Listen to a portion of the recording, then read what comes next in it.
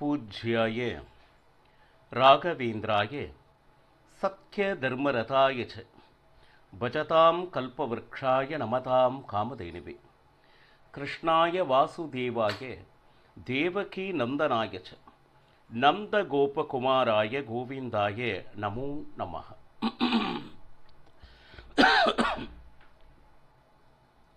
ஐந்தாவது வேதம் என்று போற்றப்படும் மகாபாரதம். அந்த மகாபாரதத்தினுடைய பாரிஜாத்தம், அந்த பாரிஜாத்தத்துக்கு உள்ளே இருக்கக்கூடிய தேன் போன்றது பகவத்கீதை. நமது வாழ்க்கையில் ஏற்படும் எத்தனையோ மன சஞ்சலத்தினுடைய விடை பகவான் கிருஷ்ணனே ஆச்சாரியனாக இருந்து நம் வாழ்வை எப்படி செலுத்த வேண்டும், மனக்குழப்பத்திலிருந்து எப்படி மீள வேண்டும் என்கின்ற மிகப்பெரிய தத்துவத்தை சொல்கின்ற அற்புதமான கிரந்தமே பகவத்கீதை. இதனுள் முதல் அத்தியாயமாக அர்ஜுன விஷாத யோகம். போர் நடக்கும் சமயத்தில் சங்கநாதம் எழுப்பிய பின்னும் அர்ஜுனனுடைய மனசில் மிகப்பெரிய ஒரு குழப்பம். இரண்டு சேனைக்கு மத்தியில் ரதத்தை நிறுத்த சொன்ன அர்ஜுனன் அங்கு அந்த படையில் அணிவகுத்து நிற்கின்ற அந்த வீரர்களை பார்த்தால் அவர்கள் வேறு யாரும் இல்லை, தன்னுடைய உறவினர்கள், பாட்டனார்கள், தனக்கு பாடம் சொல்லிக் கொடுத்த குரு, அண்ணன், தம்பி, இப்படி இவர்களையெல்லாம் அழித்துத்தான் இந்த வெற்றியை நாம் பெற வேண்டும் என்றால் இந்த யுத்தம் எனக்கு தேவையே இல்லை கிருஷ்ணா அப்படின்னு சொல்லிட்டோம். இவர்களை கொள்வதனால் பாபம் தானே வந்து சேரும், நாம் ஏன் இதற்கு என்ன செய்ய வேண்டும், பாவத்தை நாமளாக வரவழைத்துக் கொள்வது போல் இருக்கிறதே. போரில் வீரர்கள் இறந்தார்களேனால் அந்த குடும்பம் நிர்கதியாக நிற்கும். அப்போ ஒரு சூழ்நிலை என்று வரும் பொழுது தர்மத்தை மீறிய செயல்கள் செய்வதனால் குலம் நாசமடையும். அப்போ தவறான வழியில் பெண்கள் ஈடுபடுவதால் தவறான குலங்கள் உருவாக்கி தர்மம் அழிந்து அதர்மம் தலைவிரித்து ஆடத் தொடங்கிவிடுமே என்று பல விஷயங்களை அர்ஜுனன் தன்னுடைய மனதில் நினைத்து கொண்டு குழம்பிய நிலையில் பகவான் கிருஷ்ணனிடம் தன்னால் போர் செய்ய இயலாத முடியாத நிலையை, கை நடுங்குகிறது, உடல் வியர்க்கிறது, காண்டீவம் நலிகிறது என்கின்ற நின்று கொண்டிருந்த அர்ஜுனன் அந்த தேரிலே அமர்ந்தான் என்று சொல்லப்படுகிறது. இதற்கு ஏதாவது பதில் சொன்னானா கிருஷ்ணன் என்றால் அத்தனையையும் அமைதியாக கேட்டுக்கொண்டு இருக்கிறான். முழுமையாக அவன் மனதில் என்ன இருக்கிறதோ முதலில் வரட்டும். எப்பொழுதுமே யாராச்சும் பேசுனாங்கன்னா இடையிடையே பேசினா அவங்க என்ன சொல்றாங்க அப்படின்னு முழுமையாக நம்மளால கேட்க முடியாது. அது ஒரு லிசனிங் பவர் அப்படின்னு சொல்லிட்டு ஒருவன் தன்னுடைய மனக்குமரலை சொல்லும் போது அவனை முதலில் பேச விட வேண்டும். இது வாழ்வியல் தானே. அர்ஜுனன் முழுமையாக தன் மனதில் ஏற்பட்டிருக்கக்கூடிய சஞ்சலங்களை கூறி முடிக்கட்டும். அதற்கு பிறகு அந்த சஞ்சலம் எந்த வகையில் சரியானது, அதற்கு என்ன உபதேசம் தர வேண்டும், இது அர்ஜுனனுக்கு மட்டுமா என்றால் நம் ஒவ்வொருவருக்கும் தன் வாழ்நாளில் ஏற்படுகின்ற சஞ்சலத்தின் விடையாக அமைந்ததே பகவத்கீதை.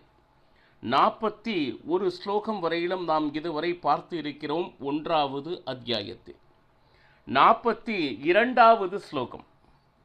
தோஷைர் ஏதை குலக்னானாம் வர்ணசங்கர காரகை உத்சாத்யந்தே ஜாதி தர்மா குல தர்மாஷ சாஸ்வதாக. ஒரு குலம் என்று சொன்னால் அதற்கு என்று ஒரு தர்மங்கள் நம்மளுடைய பெரியவர்கள் வழி வழியாக கடைபிடித்து வருகின்ற ஒரு விஷயம். சரி, ஆனால் எப்பொழுது குடும்பத் தலைவன் இறந்து விடுகிறானோ மீதம் இருக்கக்கூடிய குடும்பத்தில் இருப்பவர்கள் தங்கள் வாழ்க்கையை பாதுகாத்து கொள்வதற்காக தர்மத்தை மீறிய செயல்கள் செய்ய வேண்டிய நிர்பந்தத்தில் உள்ளாக்கப்படுவர் இல்லையா? அப்போ அதனால் என்ன ஆகும் அப்படின்னு கேட்டிங்கன்னா, வழி வழியாக நம்மளுடைய குடும்பம் எந்த செயல்களை செய்து வந்ததோ அது நிச்சயமாக நின்றுவிடும். அந்த குடும்ப பண்பாடு என்பது அழிந்துவிடும். அது மட்டுமல்லாமல் தவறான செய்கையினால் தவறான சமுதாயம் ஒன்று குழந்தைகளை உருவாக்கி இது அந்த குழந்தைக்கும் எதிர்காலத்தை கேள்விக்குறியாக்கிவிடும். ஆரம்பத்தில் அது சுகமாக இருப்பது போல தோன்றினாலும் எதிர்கால சந்ததியினருக்கு மிகப்பெரிய குழப்பத்தை ஏற்படுத்தும் என்று எச்சரிக்கிறது மகாபாரதம். அப்போ இதுவரையிலும் என்ன என்ன தர்மங்கள் இறைவனால் வகுக்கப்பட்டதோ அந்த குலதர்மங்கள் அத்தனையும் அழிவுறுவதற்கு இதுவே வாய்ப்பாக விடுமே கிருஷ்ணா. இந்த யுத்தத்தை நான் செய்ய மாட்டேன். இதுதான் அர்ஜுனனுடைய மனதில் இருக்கக்கூடிய குழப்பம். 43வது ஸ்லோகம் என்ன சொல்கிறது அப்படின்னா, உத்சன்ன குலதர்மானாம் மனுஷ்யானாம் ஜனார்தனா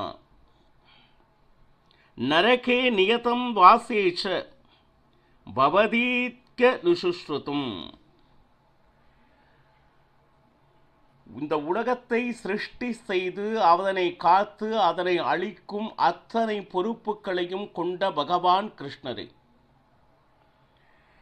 இப்போ எப்பவுமே ஒரு குல தர்மத்தை ஒருவர் கெடுக்கும் விதமாக வாழ்க்கைதனை மேற்கொண்டால் அவர்களுக்கு நரகம் நிச்சயம் என்று கூறப்பட்டிருக்கிறது.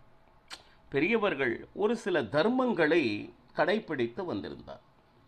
அந்த தர்மங்களை உடைக்கும் வகையில் நம்மளுடைய செய்கைகள் நடந்தால் அந்த வாழ்க்கை நிச்சயமாக நம்மளுடைய நரகத்திற்கு இட்டு செல்வதாக அமையும்.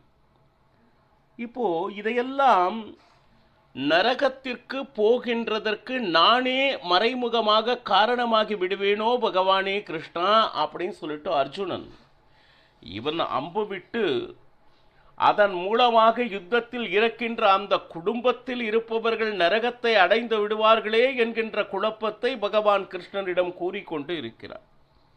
44வது ஸ்லோகம் என்ன சொல்றதுன்னா, அகோபத மகத்பாபம் கர்த்தும் விவஸ்திதாவயம் யத்ராஜ்ய சுகலோபேன ஹம்தும் ஸ்வஜனம் உத்யதாஹா.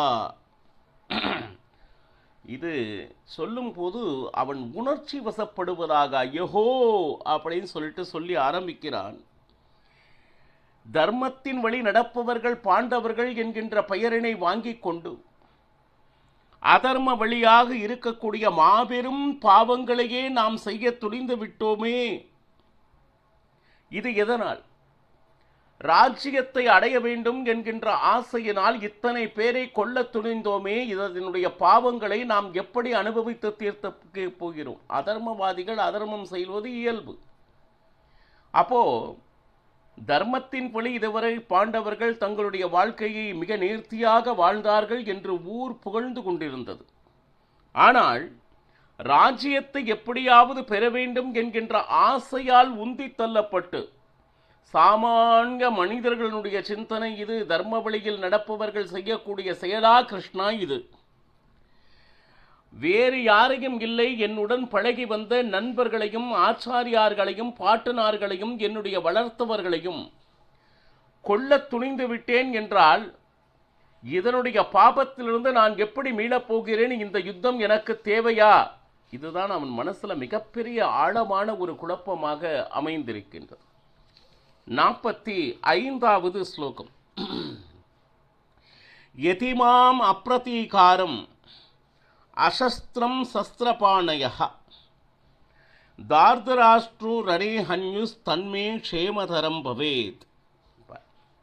இப்போ இதில் என்னன்னா, எந்த விதமான ஆயுதமும் இல்லாமல் சரி, அவர்கள் ஒருவேளை என்மேல் பலவிதமான பானங்கள் விட்டாலும் பரவாயில்லை, சரி, எந்த விதமான நான் நிச்சயமாக அவர்கள் மேல் பானத்தை விடப்போவதில்லை. அவர்கள் என்னை கொன்றால் கொல்லட்டும்.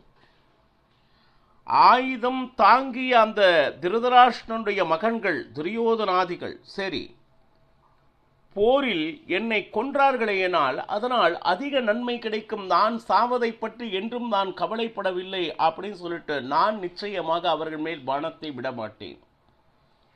பாருங்க, யுத்தத்தை நிறுத்த வேண்டும் என்று பகவான் கிருஷ்ணன் பக்தர்களுக்காக அவனாகவே தூதுவனாக சென்று ஒரு 5 கிராமங்களையாவது கொடு என்று துரியோதனாதிகளும் பகவான் கிருஷ்ணனே சென்றும் விஸ்வரூப தரிசனத்தை காண்பித்தும் திருதராஷ்டிரனுக்கு எவ்வளவோ புத்திமதிகள் கூறியும் எதையும் அவர்கள் ஏற்பதாக இல்லை. வேறு வழியே இல்லாமல் யுத்தத்தை நடத்தியே தீர வேண்டும் என்கின்ற நிர்பந்தத்தில் பகவான் கிருஷ்ணன் யுத்தம் என்று தீர்மானித்து குருட்சேத்திரத்தில் அத்தனை வீரர்களும் அணிவகுத்து நின்று சிம்மநாதம் சங்கநாதம் செய்த பின்பு, என்னை யார் வேண்டுமானாலும் கொல்லட்டும், நான் நிச்சயமாக இந்த பாணத்தை விடப்போவதில்லை. இந்த யுத்தத்தில் மிக முக்கிய பங்கு ஒன்று பீமசேனன், இன்னொன்று அர்ஜுனன். இதற்காக சுமார் 5 வருட காலம் இந்திரலோகத்தில் இந்திரனோடு இருந்து பலவிதமான பாண பயிற்சிகளை மேற்கொண்டு ருத்ரதேவன் மேல் தபம் செய்து காண்டீபத்தை பெற்றவன் அர்ஜுனன். சாமானியமானவன் அல்ல.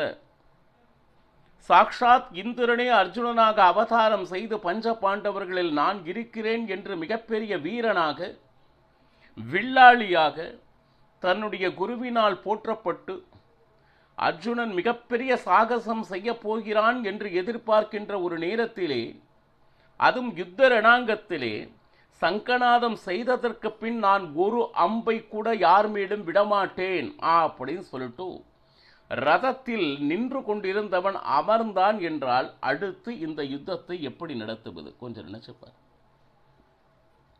இவனை வைத்துத்தான் பாண்டவர்கள் நம்பிக்கொண்டிருக்கிறார்கள். நான் யுத்தம் செய்ய மாட்டேன் அப்படின்னு சொல்லிட்டு ஒரு மனக்குழப்பத்தில் ஒருத்தன் அமர்ந்தான்னா, அந்த ரதத்தை ஓட்டுகின்ற அந்த சாரதியாக இருக்கக்கூடிய பகவானுடைய கிருஷ்ணனுடைய நிலை கொஞ்சம் நினைச்சுப்பார். ஒரு பக்தனோ ஒரு வீரனோ தன்னுடைய உறவினனோ யாராக வேண்டுமானாலும் இருக்கட்டும், நான் யுத்தம் செய்ய மாட்டேன் என்பது முன்கூட்டியே சொல்லி இருந்தால் அதற்கு தகுந்த மாதிரி ஏதாவது செய்யலாம். ஆனால் யுத்த ரணாங்கத்தில் வந்து இவர்களை எல்லாம் கண்ட பின்பு, ஏன் இதே அர்ஜுனன் கௌரவர்களை எதிர்த்து போரிட்டதில்லையா? எத்தனையோ முறை போர் செய்திருக்கிறான். மகாபாரதத்தில் அது விவரிக்கப்பட்டிருக்கிறது. ஆனால் ஒருவருடைய மனதில் ஏற்படுகின்ற அந்த சலனம் சஞ்சலம் எப்பொழுது ஏற்படுகிறது அப்படின்னு யாராலையும் தீர்மானம் செய்ய முடியாது. திடீர்னு நல்லா தான் இருப்பாங்க, திடீர்னு ஏதோ ஒரு யோசனை வந்து நம் உடம்பில் இருக்கக்கூடிய அனைத்து சக்திகளையும் கீழ் இறக்கி ஒரு தவறான பாதையில் சிந்திக்க தோன்றுது. இதனால் என்னாச்சு, அடுத்து என்ன செய்வது என்கின்ற ஒரு இனம் புரியாத ஒரு கவலை. இந்த நேரத்தில் இதையெல்லாம் பார்த்து கொண்டிருந்த அந்த சஞ்சயன் திருதராஷ்டிரனுக்கு கூறுவதாக 46வது ஸ்லோகம் சொல்கிறது. ஏவம் புக்வார்ஜுனா சங்கே ரதோபஸ்தோ உபாவிஷத் விஸ்ருஜ்ய சசரம் சாபம் சோகசம் விக்னமானசஹா. திருதராஷ்டிரனை பார்த்து சஞ்சயன் கூறுகிறான்,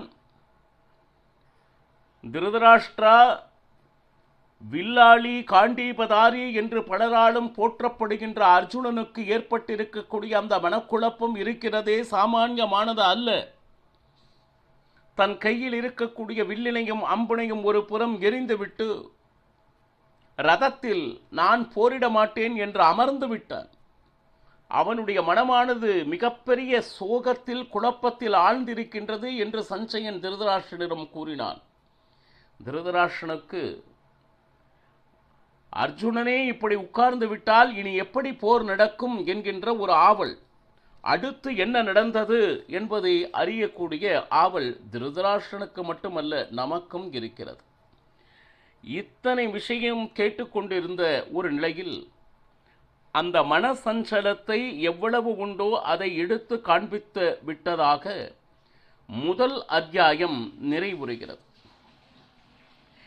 இந்த அர்ஜுனனுடைய குழப்பத்திற்கெல்லாம் எப்பேற்பட்ட பதில்களை பகவான் கிருஷ்ணன் சொல்கிறார். இதற்கு உண்டான உரிய உபாயம் என்ன? அதனையெல்லாம் அர்ஜுனன் கேட்டானா? மீண்டும் அவன் யுத்தம் புரிந்தானா?